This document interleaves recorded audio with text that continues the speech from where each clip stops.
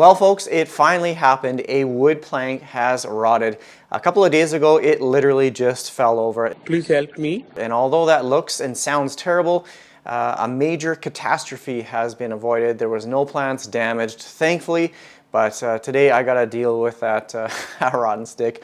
Now, this easily could have been avoided, but due to my sheer laziness with the setup of the plant, I literally put the wood plank directly in the soil. There are methods that you can use to protect the wood.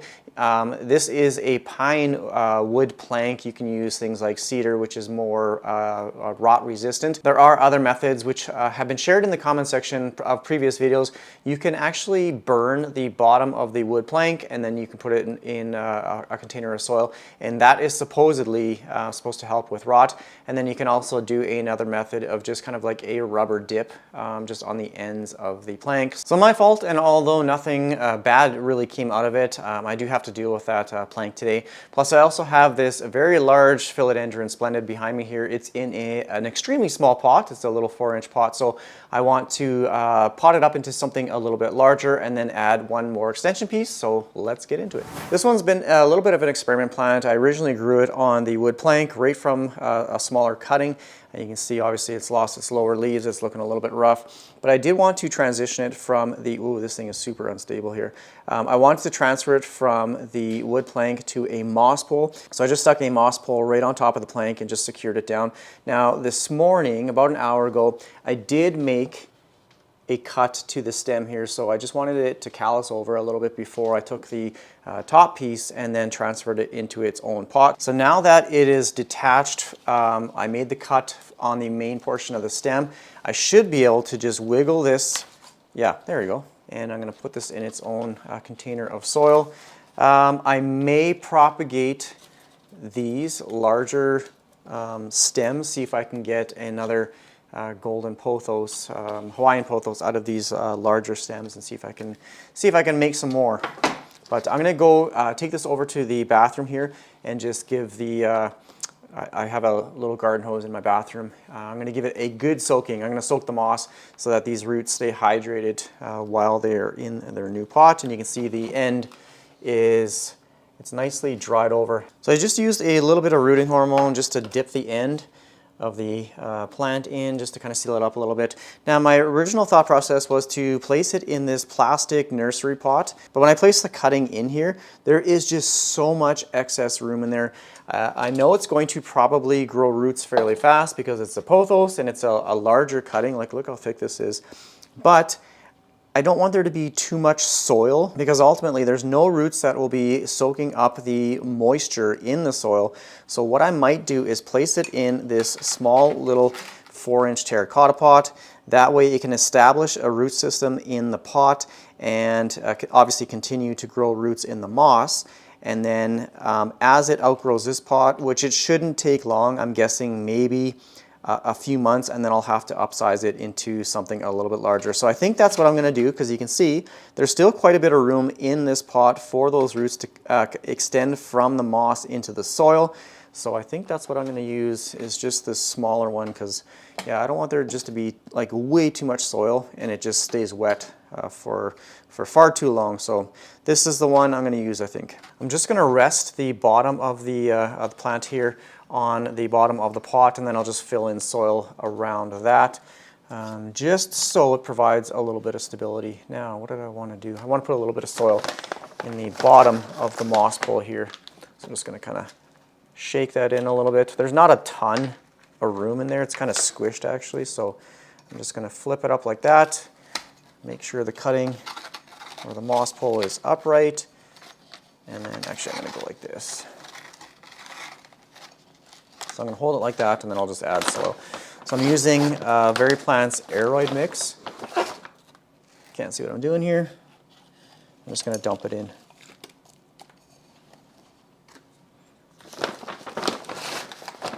So this is a well-draining soil. Anytime you water it, it basically just goes right through, which is pretty much what you want. And add a little bit at the back here as well. And hopefully those roots just grow into the moss and into the soil. So I know this is it is a large leafed plant. I'm hoping it doesn't provide any stability issues while in this pot, so it should be okay. I always want these kind of freestanding, and I think I'm actually going to angle this like slightly backwards just so it's not so top heavy, and then I'm going to pack it down. So I'm not worried about damaging any roots that are in the soil because there is no roots in the soil. So I'm just going to pack that down pretty snug, and then I don't think I'm going to give this, like the soil, any water just because there's no roots in the soil. But I will give the moss a little bit more of a soak here as well. Just a little bit. I don't want there to be any like standing or I don't want there to be any soil moisture right now. There, something like that. I almost forgot to mention that one of the problems that I was having with not only planks but moss poles is sometimes the plant kind of grows off to the side, so I want it to remain kind of in the center or midline. So I come up with a little solution. I'm just going to turn it around here. You can see there is a little piece of wood that I've placed right against the stem, and that way it provides a little more directional support, I guess. You can see just a little piece of wood that I shoved right into the moss, and that has corrected the off-center issue. Okay, now for this crazy plant, look at the newest leaf. It's absolutely beautiful. This one sizes up very, very fast, and it's a very easy plant to care for. I really have no issues, or have had no issues with this one, and you can see from the smallest leaf down here to the largest leaf, it's massive.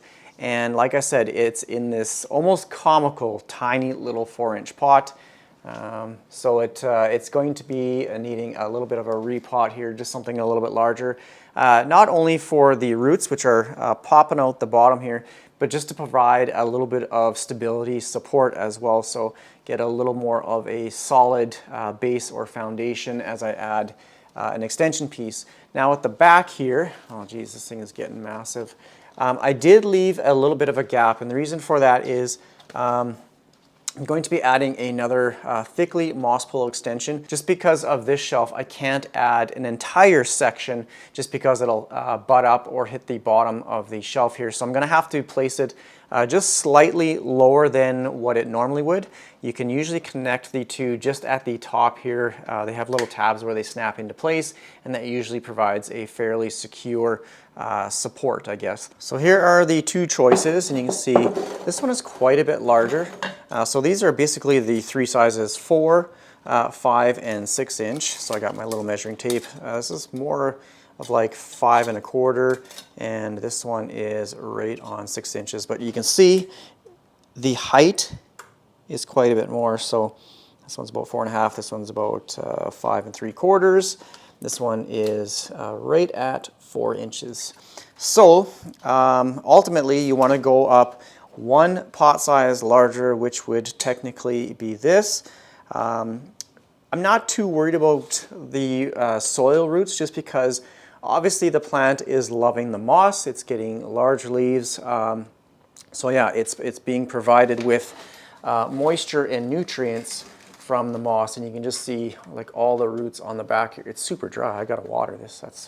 That's not good. Probably should have watered it before I did this little project, but I don't want to disturb the roots in the soil. All I'm gonna do is remove it from the pot, literally just pull it out and place it in a slightly larger one. So I think that's what I'm gonna do first. Is I'm gonna get my little knife here and pry it out of the pot. And I guess if you're doing a project like this, just make sure that you have two options in case your first option is not the right one.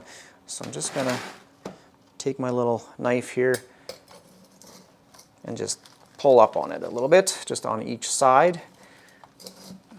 Just kind of loosening it up. So hopefully this thing just pulls right out like that.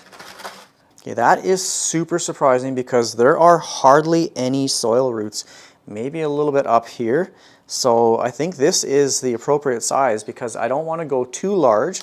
So if I put it in this, again, that is way too large for that size of root system. So I'm going to place it in this one, just like that, and it does have some room to grow around the edges there. So, okay, I'm going to move this one out of the way, bring in the new pot. Again, I'm just going to rest it right on the bottom, like that. And I have my little cup in there. I don't know if you can see me or not.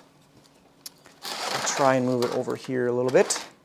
And then, again, I'm going to angle this one just a little bit to the back, just so it doesn't, just because the weight of the plant tends to pull it forward. So I'm going to slightly angle it at the back, use my pencil to poke down the soil around the roots there.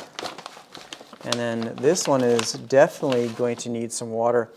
And I didn't get any video of it, but I found a sneaky little thrip on the back of the newest leaf today. So I'm going to spray it down with a product I've been using lately called Pure Crop 1. It's an organic pesticide or insecticide, I guess, but also it's good at helping like fungal issues or anything like that. Okay, that was pretty easy. I'm just going to put a little bit more at the back here, and then I'm going to go give this one some water. I do have a I think it's a 1 gallon spray bottle jug, and I do add some fertilizer in there as well. So I'm going to soak the moss and let it drain down the moss pole into the soil, and that'll help settle this in the pot. Oh, it is going a little off center, so I'll have to get a little wood piece as well. So I think I'm going to put the plant right on the ground, hopefully. I can, oh yeah, that's perfect. So I'm going to put that right there. And all I'm going to do is I'm going to fold this in a little bit like that, just so I can fit it in the top right to the bottom of where it was, where there's no moss. Okay, I'm stuck on a piece. Something's not, I don't know what that was, but something is not allowing me to place this right to the bottom. So I did a little trial run without moss in it, and I was really hoping that I could just squish this all together with moss in it. My phone's beeping.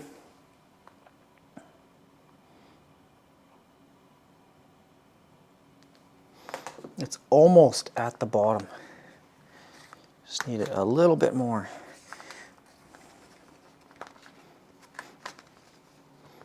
Just trying to squeeze it all together. There we go. That made it to the bottom. Okay, it's leaning quite a bit. Okay, but otherwise, I think we are doing pretty good. Now I'm going to place it back here and see if it fits. I just pulled this plant out to make a little bit of room for bringing the Splendid back in its spot, but I just want to show this. Look at this Monstera aerial root. It's just growing around like at the back of the pot, so it comes from way over there, over here, and you can see it just kind of, it's creeping along in between the baseboard and my little plant tray. So that's, I don't know, probably a good 2-3 feet for sure. Now there's a little bit of a process to get this plant back. I usually take this off or just let it dangle like that. Okay, so I put it in its saucer and look at this clearance. Just perfectly fits. Now I can bring, don't rip the leaf, don't rip the leaf. Okay, there we go. Now I can bring that back up and hang it right there. So now we have some about 1 inch clearance at the top here, and we now have some new extension for the plant to continue to grow up that moss pole. I also went and grabbed a little wood dowel just right here, just so that the stem doesn't grow over the edge. So I just stuck it right in the moss like that. I'd like to ideally put it one more notch over, but for right now I think that'll be okay, and hopefully it stays kind of midline, because you can see it's growing off to the side a little bit. Okay, now the last thing is to just take a few of these node cuttings. Oh, it actually got a new little growth point. I'll show you here in a second, but I'm going to take off the little Velcro. You see right here, right there is a new growth point.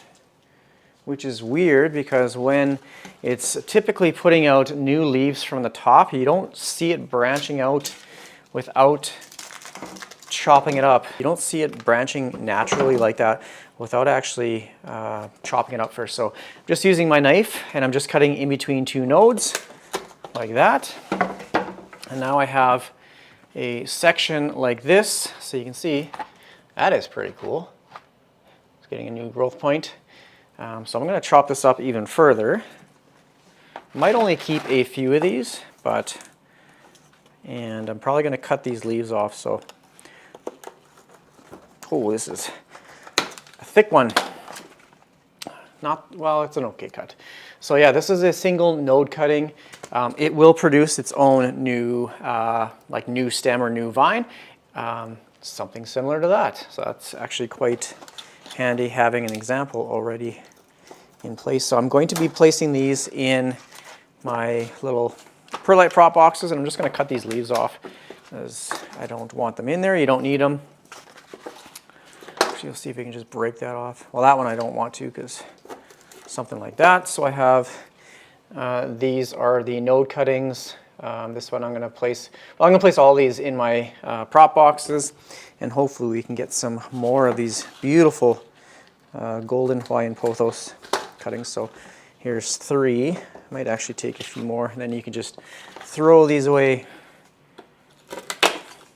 So here's another one, and I think that's all I'm going to take is just these 4, just because the stem is quite thick, so it should produce a more mature leaf fairly quicker than if you were to use a thinner portion of the stem. So I have, looks like 5 of these node cuttings. I'll put them in my prop boxes and clean up, and that's pretty much it for this video.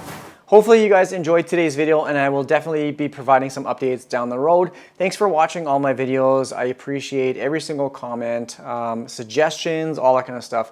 I do appreciate all the support, and I can't thank you enough. So thanks for watching. Take care, everyone. Bye.